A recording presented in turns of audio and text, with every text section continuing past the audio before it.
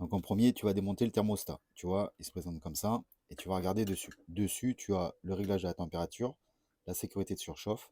Et ici, l'alimentation, le phase et la neutre est à la terre qui est par là. Donc en premier, ce que tu vas regarder, on va écouter si déjà, tu vois, il y a un petit clic. Donc là, tu vois déjà, on a le petit clic, c'est déjà bon signe. Ensuite, tu vas le poser sur un étau. Ou simplement, je sais pas, tu le fais à la main comme tu peux, ou tu essaies de le caler quelque part. Tu vas prendre ton multimètre. Tu vas le mettre sur la position continuité. Tu vois, moi je mets avec le son. Et là, tu fais toucher les deux, tu sens que ça sonne. Donc en premier lieu, qu'est-ce que tu vas faire? Là, tu vois, on sait que la coupure, elle est sur celui-ci. Donc tu viens là, tu vas le poser là, et tu vas entendre de suite, ah ouais, alors, je te l'ai fait couper.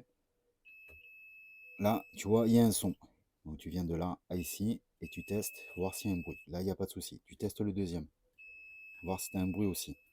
Voilà, tu reviens sur le premier parce que tu sais que c'est celui-ci qui coupe. Et là, qu'est-ce que tu vas faire? Tu vas faire tourner la petite molette de réglage de température. Là, tu vois, il n'y a pas de souci. Et ensuite, autre conseil, donc là, tu vas rester comme ça. Tu vas prendre un briquet et pour voir s'il coupe bien, tu vas venir avec le briquet chauffer directement le thermostat ici. Et au bout d'un moment, il doit devoir couper, signe que ça marche bien. Donc on attend. Tu vois, là, il a coupé. Donc là, il n'y a aucun souci. Tu sais que ton thermostat il marche. Déjà, tu peux éliminer cette première panne. Je te fais une autre vidéo pour la résistance.